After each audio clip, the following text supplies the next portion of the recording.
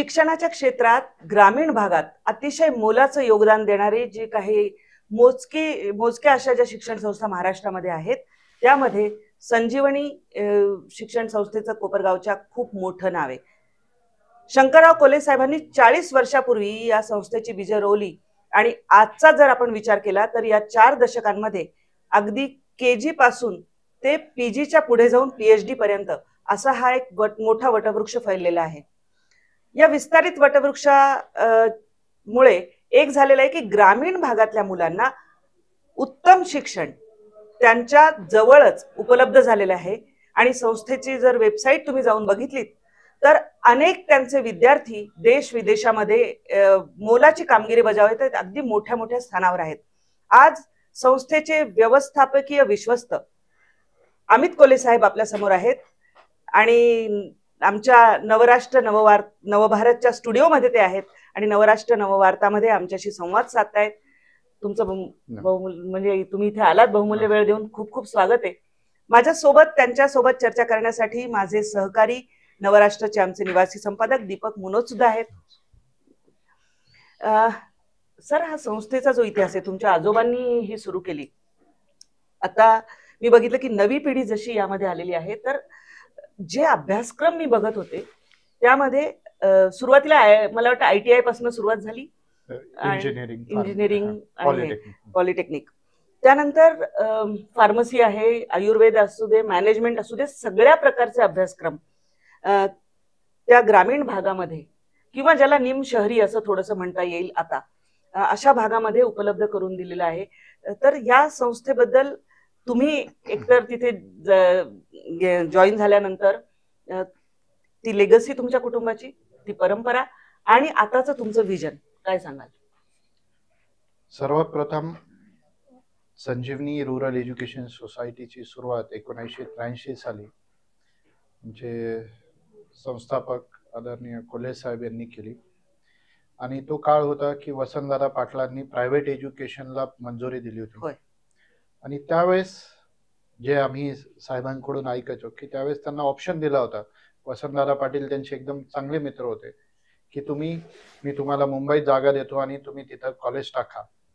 तर साहेबांची एकच कंडिशन होती की नाही, तुम्हाला जर परमिशन द्यायची असेल तर मला माझ्या ग्रामीण भागातल्या विद्यार्थ्यांना शिकवण्यासाठी मी माझ्या कॉन्स्टिट्युएन्सीमध्ये परमिशन दिली तर मी पुढे जाईल. आणि त्या हिशोबाने सुरुवात झाली.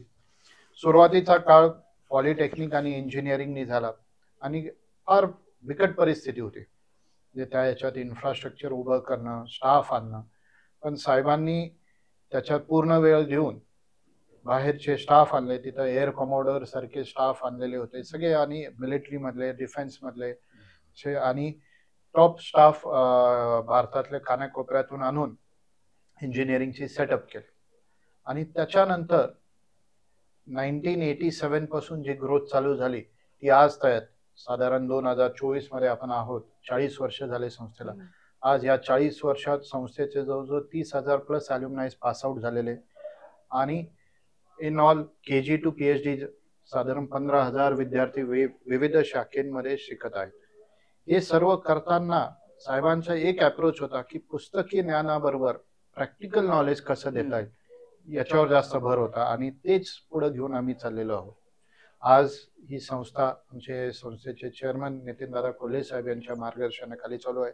आमचे सिनियर ट्रस्टी बिपिनदादा कोल्हे साहेब हेही मार्गदर्शन करतात आणि त्यांच्या मार्गदर्शनाखाली आमची पुढची वाटचाल चालू आहे. ही संस्था जशी जशी विस्तारत जाते तर सुरुवातीला खूप त्रास झाला असेल, कारण ग्रामीण भागामध्ये विद्यार्थी तुम्हाला मिळू शकतील एखाद्या वेळेस, परंतु सगळे त्यासाठी लागणारा जो स्टाफ, कारण शेवटी शिकवणारा जो स्टाफ आहे किंवा सगळं बघणारा जो आहे तो शहरातून आणणं, त्यांना तिथे राहण्यासाठी कन्व्हिन्स करणं आणि त्यांची तिथली कमिटमेंट ही फार महत्वाची असते. कारण एखादी संस्था ही अध्यापक कसे आहेत त्यावर खरं प्रामुख्याने फुलत जाते. तर तो कसा एक प्रवास तुमच्या संस्थेचा होता? तो प्रवास जर बघाल तर कोणत्याही संस्थेची ही आत्मा ही तिथला शिक्षक असतो. आणि मला सांगायला अत्यंत आनंद वाटतो की साहेबांनी जे जे लोक शोधून आणले त्यातले 90% आजही संस्थेत आहे. म्हणजे आज आमचे संस्थेचे इंजिनिअरिंग कॉलेजचे डायरेक्टर त्यांना 34 वर्ष आमच्या संस्थेत झाले. ते नागपूरचे आहे. आमचे कम्प्युटर डिपार्टमेंटचे HOD ते कोल्हापूरचे आहेत. आमचे इलेक्ट्रॉनिक्सचे HOD परभणीचे आहेत. म्हणजे त्यांनी शोधून सगळे स्टाफ आणले होते आणि ते आजही आमच्या बरोबर आहे. तर त्यांनी संस्थेसाठी वाहून घेतलं साहेबांसारखं आणि एक उद्देश ठेवला की आपण इथं का आलो आहोत. त्या विजनला त्यांनी अलाइन करून घेतलं त्या स्टाफनी आणि जे काही कल्चर आज सेट झालंय माझ्या मते 100% क्रेडिट त्यांना जातं. कारण की संस्थेची आत्मा, संस्थेचं कल्चर तिथल्या स्टाफवर असतो. तो ज्या पद्धतीने वागतो त्या पद्धतीने विद्यार्थी घडतात. बऱ्याचशा वेळेस आपण म्हणतो की नाही विद्यार्थी तसे, पण संस्थेमध्ये काय कल्चर आहे, काय डिसिप्लिन आहे, काय प्रॅक्टिसेस फॉलो होतात हे बऱ्यापैकी संस्थेच्या प्रिन्सिपल पासून तर पिऊन पर्यंत सगळ्यांमध्ये काय रुजवलेले असतं गुण त्याच्यावर असतात आणि ते आज आम्हाला दिसतंय. आज 40 वर्ष ज्यावेळेस आपण बोलतो तर आज आमचे नासा पासून तर इस्रो पर्यंत, त्यानंतर सिटी बँक पासून तर वेस्को पर्यंत अशा वेगवेगळ्या ठिकाणी अल्युमनाईज आहे आणि ते सगळे आज येऊन कॉन्ट्रीब्युट करतात वेगवेगळ्या मार्गाने सिलेबस फ्रेमिंग साठी किंवा सेंटर ऑफ एक्सलन्स साठी अशा पद्धतीने होत असतं. जस्ट आमची मागच्या आठवड्यात आमचे 95 चे पास आउट आकाश खुराना आले. ते वर्ल्डचे टॉप 100 CIOs मध्ये आणि CTOs मध्ये त्यांचं नाव आहे. So he is handling around $4.5 billion company net worth. The company is around $200 billion. It is a Fortune 200 company. But he is alone handling a portfolio of 4.5. He came back आणि त्यांनी आम्हाला सांगितलं की मला संस्थेसाठी काहीतरी करायचंय. ते आल्यावर ते म्हणे की मी आता लगेच 50 मुलं घेणार आहे, मला तुम्ही बेस्ट स्टुडंट्स काढून द्या. आम्ही रिक्रुटमेंट प्रोसेस नुसार 50 लगेच घेऊ आणि 50 जण इंटर्नशिपवर घेऊ. अशा पद्धतीने प्रगती चालू आहे. तर 2 गोष्टी महत्वाच्या कोणत्याही संस्थेची जडणघडणीत, एक आहे शिक्षक आणि दुसरा आहे अल्युमनाय. तर ह्या दोन्हींचा ताळमेळ आम्ही योग्य पद्धतीने घातल्यामुळे मला असं वाटतं की आम्ही ग्रामीण भागात असूनही शहरी भागातल्या कॉलेजेसच्या यांच्याशी कॉम्पीट करत आहोत. शिक्षक आणि एकीकडे शिक्षक आणि दुसरीकडे अल्युमनाय हा जसा ताळमेळ घातला तसं सुरुवातीला फाउंडेशनच्या वेळेस सहकार आणि शिक्षण याचाही ताळमेळ घातला. तो कशा पद्धतीने? कारण मुळात सहकारी संस्था आपली आणि त्याच्या थ्रू ही शिक्षण संस्था, त्याच्या ह्याच्यातून तयार झालेली शिक्षण संस्था, तर तो ताळमेळ कसा आहे? नाही, याच्यात एक महत्वाची गोष्ट होती की साहेब आणि दादा, बिपिन दादा, नितीन दादा आमचे, की प्रत्येकाला सांगायचे शेतकरी कुटुंबात की तुम्ही मुलांना शिकवा. आणि मला आठवतं साहेब असोच तर असे जवळजवळ बरेचशे मुलांना आम्ही फ्री शिकवलेले. जे त्यांनी डिप्लोमा इंजिनिअरिंगला ऍडमिशन घेतली, साहेब म्हणायचे तू शिक, फीस मी बघत.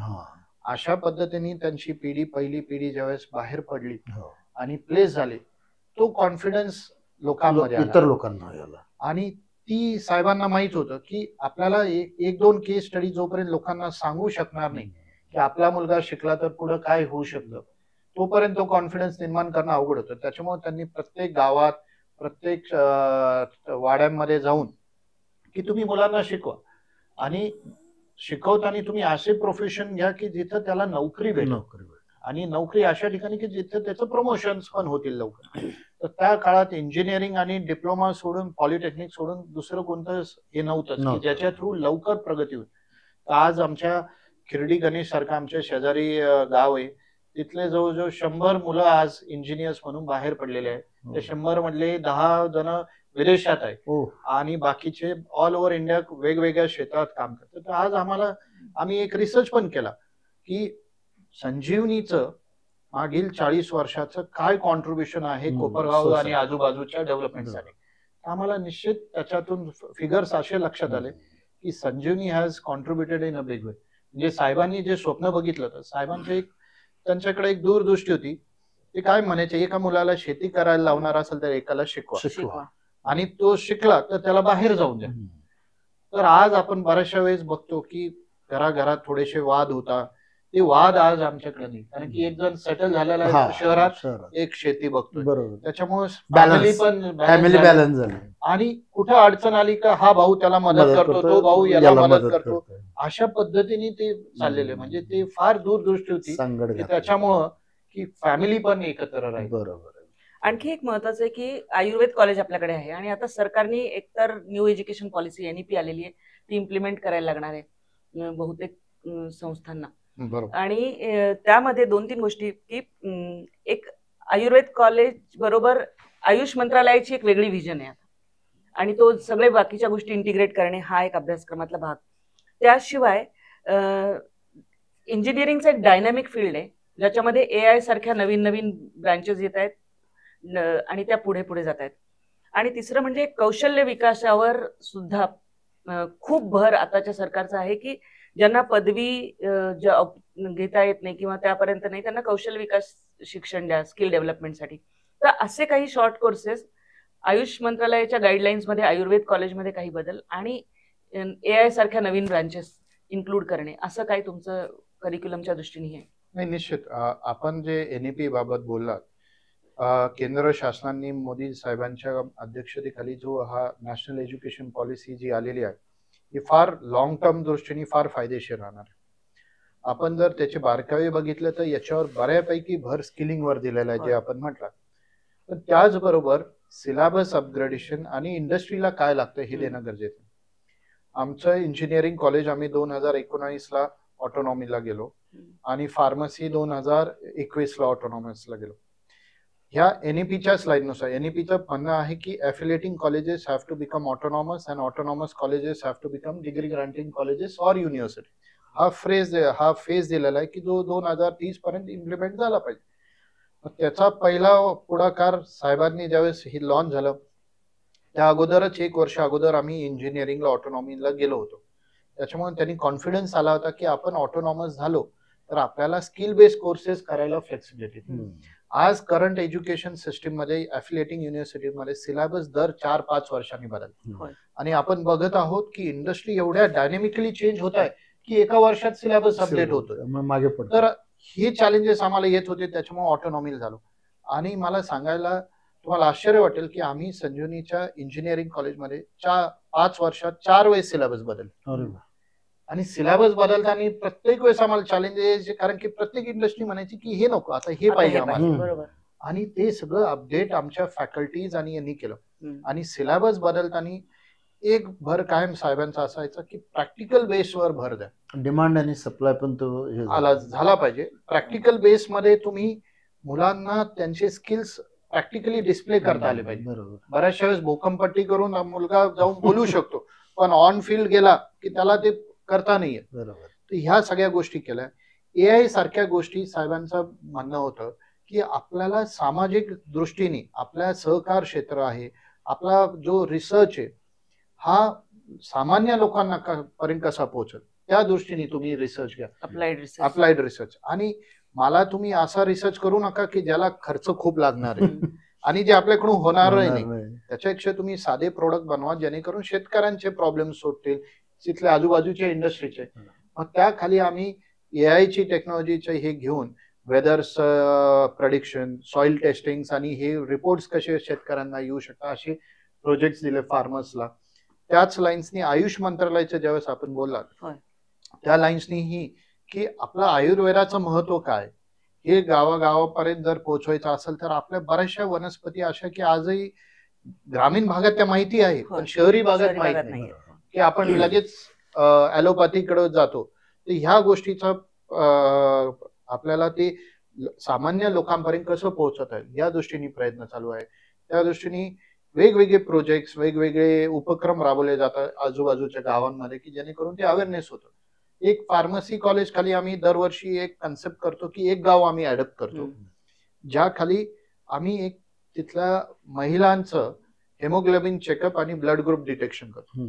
आमच्या रिपोर्टमध्ये असं लक्षात आलं की ग्रामीण भागात ॲनेमिक पेशंट्स खूप, स्पेशली महिलांमध्ये, आणि त्यांना ती अवेअरनेसच नाही कारण की ते कधी ब्लड ग्रुप आणि हे डिटेक्शनला जात नाही.